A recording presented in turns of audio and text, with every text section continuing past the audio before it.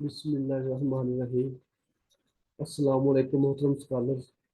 मेरा नाम अली अफजल है और आज हम ऑब्जेक्ट ओरिएंटेड प्रोग्रामिंग की आउटलाइन को डिस्कस करेंगे। ये वो आउटलाइन है जो पंजाब पब्लिक सर्विस कमीशन ने अपनी वेबसाइट पे अपलोड की हुई है। तो इन आउटलाइन को हम वन बाय वन सीखेंगे ताकि हम पेपर की तैयारी अच्छे तरीके से कर सकें। तो सबसे पहला जो टॉपिक है वो है evolution of object oriented programming. Object oriented programming को अब्स्ट्रैक्ट सब ने 1980 के बाद याद किया। तो इसको क्यों डेवलप किया गया, इसको जानने के लिए हमें पहले वाली लैंग्वेज की प्रॉब्लम्स है, पहले उनको सीखना पड़ेगा, ये जानना पड़ेगा वो कौन सी प्रॉब्लम थी जिसकी वजह से ऊप को डेवलप किया गया। तो बेसिकली इससे पहले जितनी भी लैंग्वेज थी वो प्रोसीजरल लैंग्वेज थी, यानी वो प्रोसीजर बेस्ड लैंग्वेज थी। उसमें जितना भी कोड था वो फंक्शन को इस्तेमाल करते हुए लिखा जाता था। तो फंक्शन बेसिकली किस तरह काम करते थे, उसमें आउटसाइड द वर्ल्ड हम डेटा प्रोवाइड करते थे, यानी प्रोग्राम से बाहर हम कहीं से भी डेटा को सेंड करते थे। वो डेटा उस फंक्शन जो फंक्शन है वो उस डेटा को प्रोसेस करके हमें उसका रिजल्ट प्रोवाइड करता था। तो यानी कहने का मकसद ये है कि जो डेटा था वो अलग था और जो फंक्शन थे वो अलग थे, यानी वो किसी एक जगह पे नहीं पड़े हुए थे। तो बेसिकली ये एक बड़ा मसला था कि जब हमने या हमारी ऐसी रिक्वायरमेंट होती थी कि जब हमने किसी रेलिवेंट डेटा के लिए ठीक फंक्शन को कॉल करना होता था तो प्रोसीजरल में हम ये काम नहीं कर सकते थे, जिसकी वजह से ऊप को डेवलप किया गया। इसके बाद जो दूसरा मेजर प्रॉब्लम था वो ये था कि जो डेटा था वो हाइड नहीं था। यानी जैसे हम सिंपल स्ट्रक्चर की बात करें तो वहां पे जितने भी वेरिएबल्स जो डाटा मेंबर्स हैं उसको हम कहीं से भी एक्सेस कर सकते थे, यानी हम डेटा को हाइड नहीं कर सकते थे। उसमें किसी तरह की डेटा एब्स्ट्रैक्शन या इनकैप्सुलेशन नहीं थी। तो ये वो ऐसी रीजन थी जिसकी वजह से ऊप को डेवलप किया गया। ऊप को जी बेल लैब में अब्स्ट्रैक्ट सब ने डेवलप किया 1980 के बाद। तो अब ऑब्जेक्ट ओरिएंटेड प्रोग्रामिंग जो है वो चूंकि इनको फॉलो करती थी, यानी ऑब्जेक्ट ओरिएंटेड बेस्ड कंसेप्ट को इस्तेमाल करते हुए तमाम मसाइल को हल करती थी। अब हम देखते हैं कि ऑब्जेक्ट ओरिएंटेड बेसिकली है क्या। तो इसको समझने के लिए आपको सबसे जो मैंने जो सर्च की है उसमें सबसे मुझे जो नोट्स अच्छे लगे हैं मैंने अपने भी बनाए हैं, और इसके अलावा जो मुझे हैंड आउट्स मिले हैं वो वर्चुअल यूनिवर्सिटी के हैं। तो वर्चुअल यूनिवर्सिटी ने बताया हुआ कि ऑब्जेक्ट ओरिएंटेड बेसिकली क्या होता है, ये एक ऐसा तरीकेकार है जिसमें हम अपने प्रोग्रामिंग इश्यूज, यानी जो जो हमने सॉफ्टवेयर डेवलप करने होते हैं, जैसा कि एजुकेशन के लिए अगर हमने कोई एक सॉफ्टवेयर डेवलप करना है तो हमारा ये क्या एक प्रोग्रामिंग प्रॉब्लम है।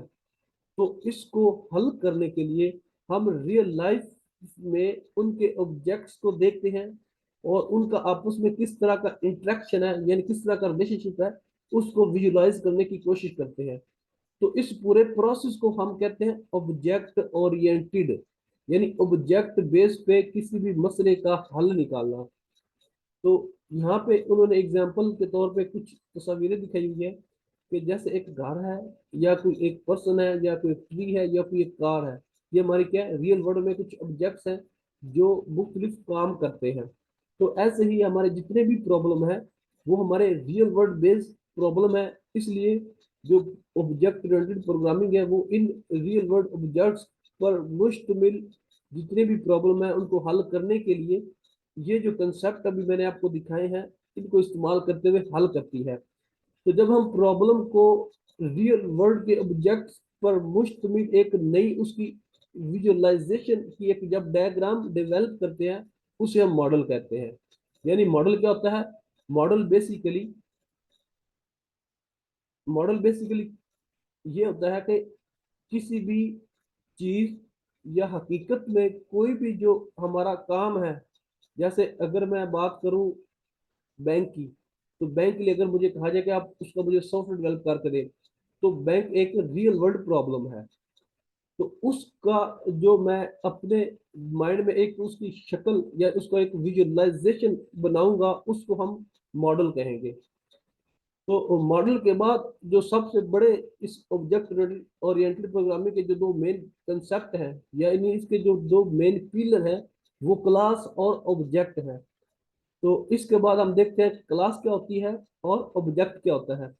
तो क्लास बेसिकली किसी भी चीज के बारे में जो रोज रियल लाइफ या रियल वर्ल्ड में हम जितनी भी चीजें देखते हैं, तो इनको हम ऑब्जेक्ट्स कहते हैं। तो इन ऑब्जेक्ट के लिए बेसिकली हम अपने माइंड में उनकी प्रॉपर्टीज को विजुअलाइज करते हैं।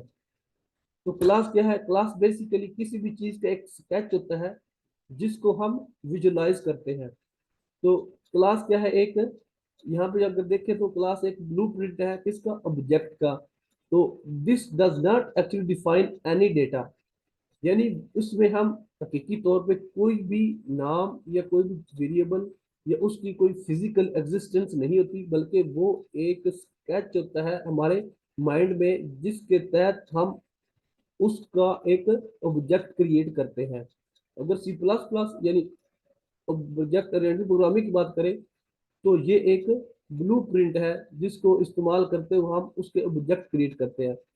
तो जब हम उस क्लास, जो हमने एक स्केच बनाया होता है किसी भी चीज के बारे में, उसका जब हम एक ऑब्जेक्ट क्रिएट करते हैं, तो उसको कहते हैं कि ये उसका एक फिजिकल क्या है? एक ऑब्जेक्ट है। तो यहाँ पे ऑब्जेक्ट क्या है? This is the basic unit of object oriented programming.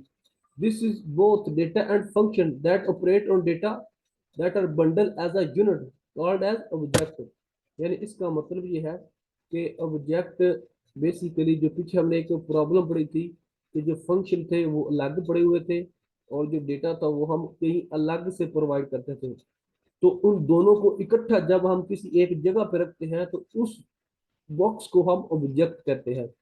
तो ऑब्जेक्ट की एक जो दूसरी खासियत है कि जब ऑब्जेक्ट जब हम क्रिएट करते हैं, तो उसको कंप्यूटर मेमोरी एलोकेट करता है। लेकिन जब हम क्लास क्रिएट करते हैं, तो क्लास क्रिएट करने के बाद उसकी कोई मेमोरी एलोकेशन नहीं होती।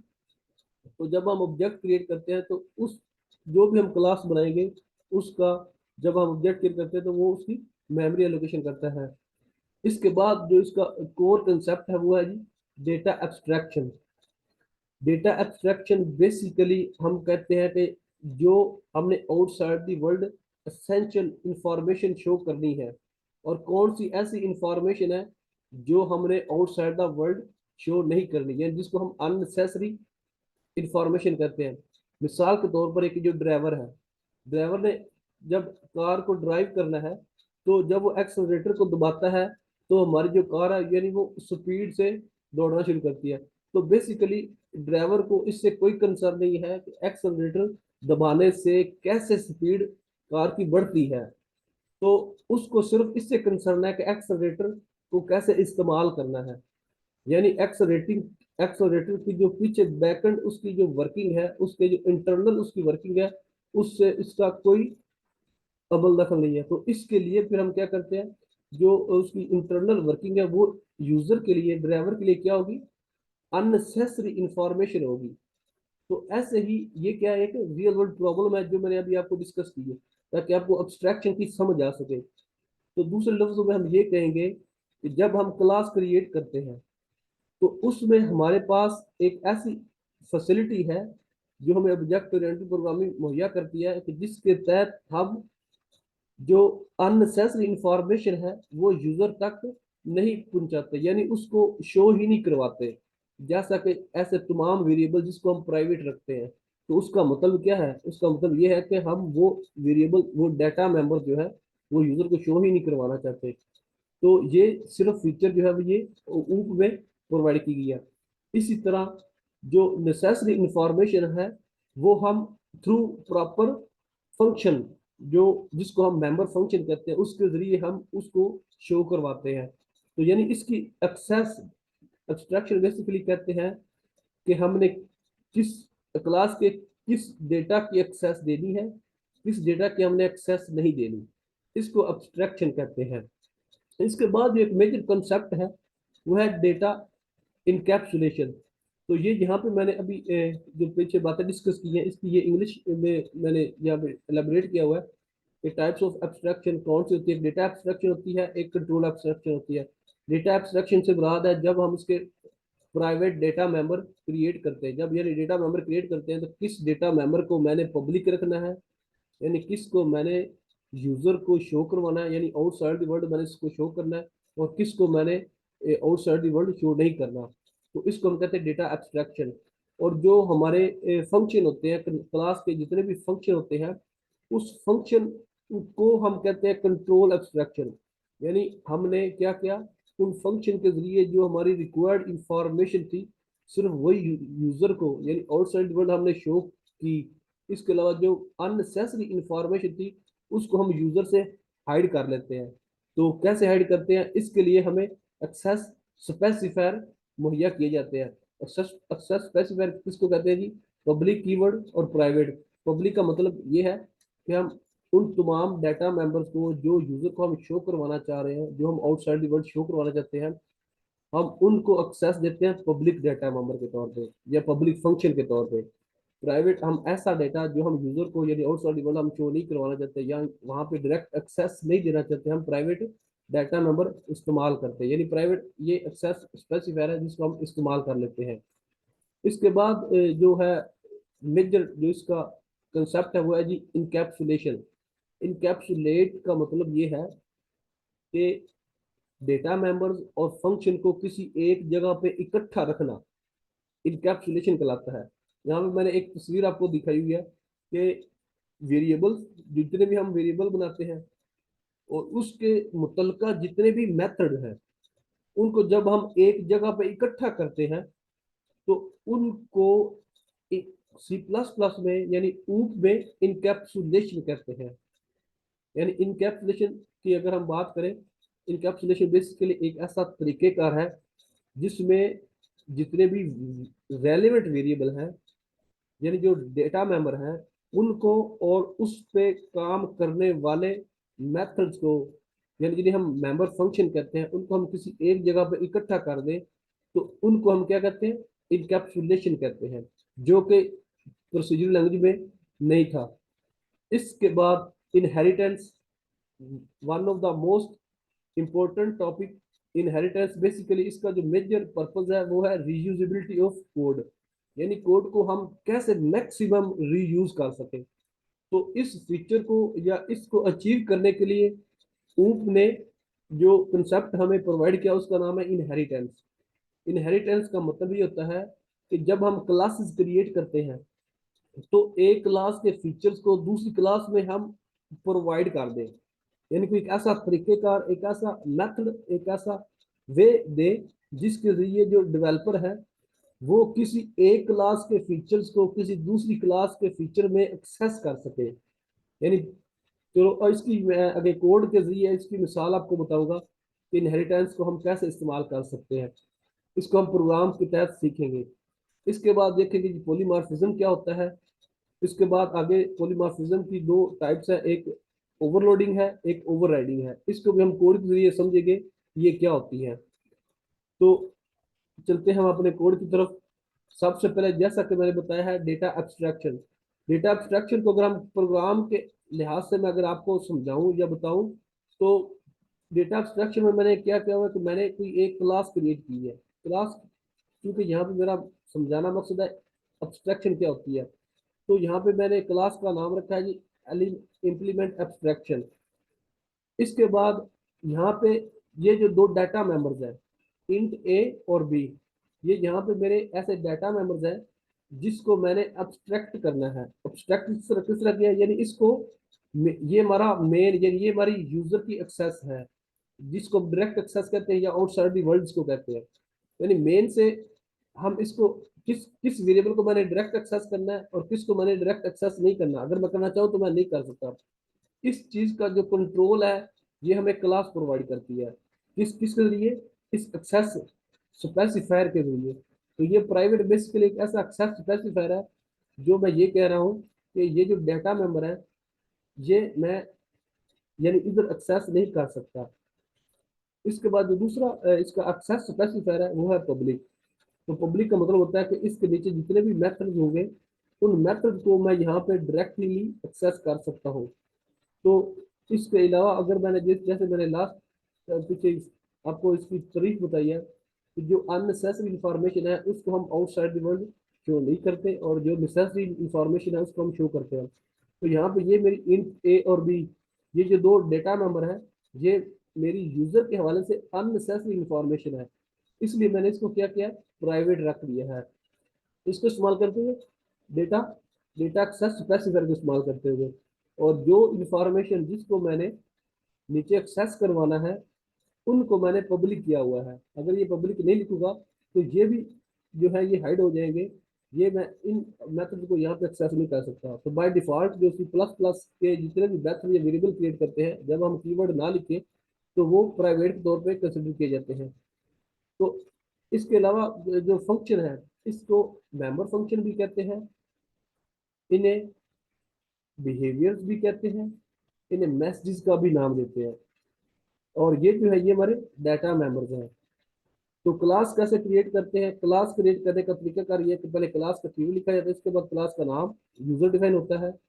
इसके बाद अगर जो डेटा आपने प्राइवेट रखना है उसके लिए प्राइवेट का कीवर्ड यूज किया जाता है, अगर ये हम ना भी लिखे तब डेटा जो है वो हमारा प्राइवेट ही कंसिडर होगा।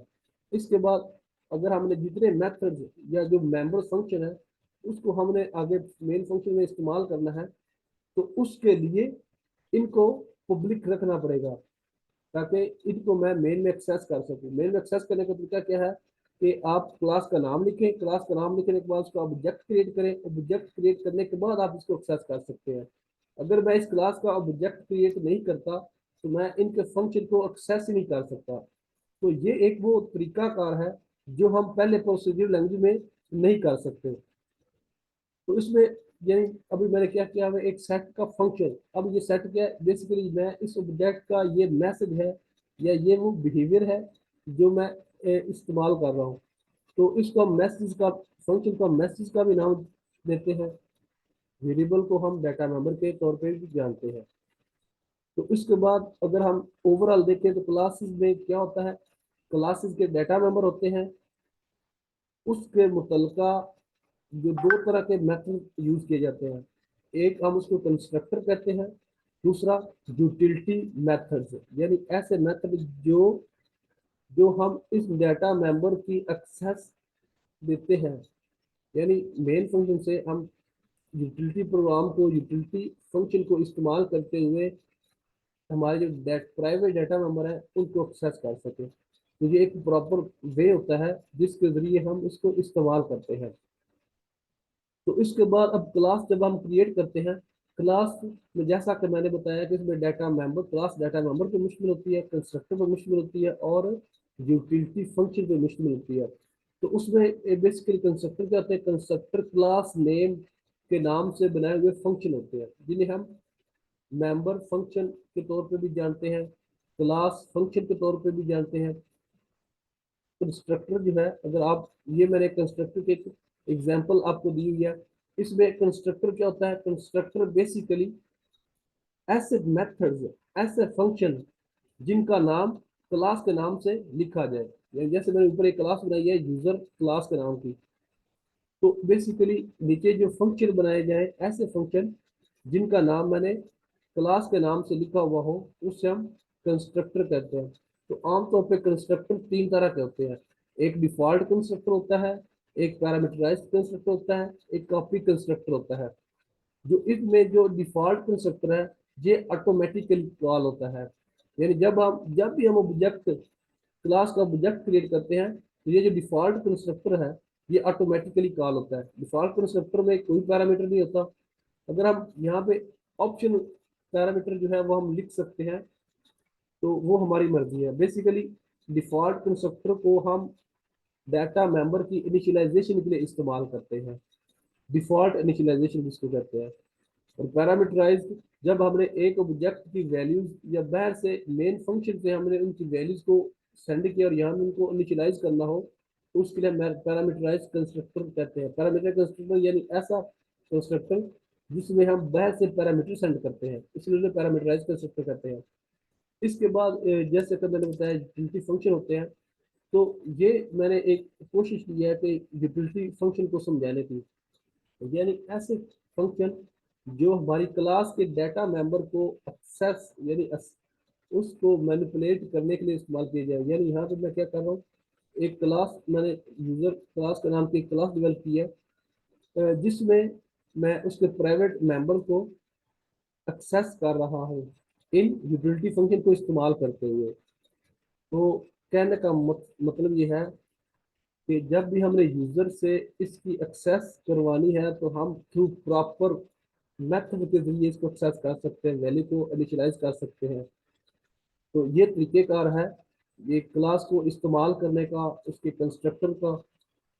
अच्छा, इसके अलावा इसमें एक और जो कंसेप्ट है जो यूज किया जाता है, एक और मेथड जिसको हम डिस्ट्रक्टर कहते हैं।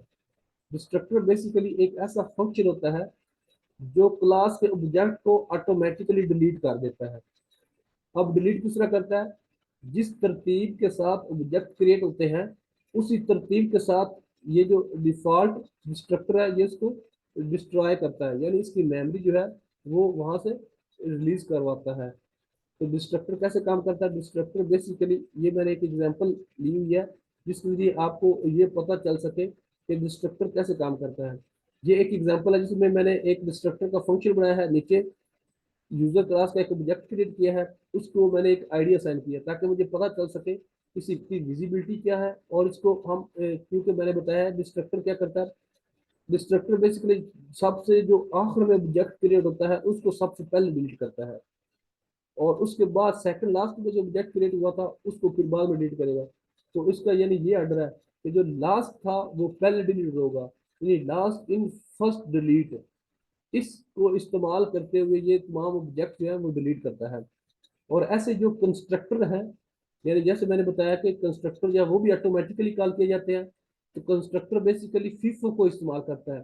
फीफो मीन फर्स्ट इन, जो भी पहले मैंने फंक्शन जो भी पहले ऑब्जेक्ट क्रिएट करूंगा उसका पहले डिफॉल्ट कंस्ट्रक्टर कॉल होगा, उसके बाद जो सेकंड नंबर पे ऑब्जेक्ट बनाऊंगा वो उसके बाद में उसका डिफॉल्ट कंस्ट्रक्टर कॉल होगा। तो यानी जो लास्ट में ऑब्जेक्ट क्रिएट होगा उसका डिफॉल्ट कंस्ट्रक्टर लास्ट में कॉल होगा। तो लेकिन जो डिस्ट्रक्टर है ये उसके रिवर्स काम करता है। तो यहाँ पर मैंने एग्जांपल ली है, इसको रन करके चेक करते हैं। वही मैंने इसको रन किया है, जैसे इसकी आउटपुट स्क्रीन आती है तो मैं आपको दिखाता हूँ कि ये कैसे काम कर रहा है। डिस्ट्रक्टर बेसिकली हम इस्तेमाल करते हैं जब हम यूजर से वैल्यू वेरिएबल को या ऑब्जेक्ट जो डिलीट करवाना हो। तो ये देखें, पहले मैंने डिस्ट्रक्टर की जो आउटपुट है ये आपको शो करवाई है। तो यहाँ पे मैंने क्या किया, यूजर क्लास का एक ऑब्जेक्ट क्रिएट किया है, उसको एक वैल्यू सेंड की है। अब ये कौन सा ऑब्जेक्ट है, ऑब्जेक्ट वन, जिसका आईडी 7 है।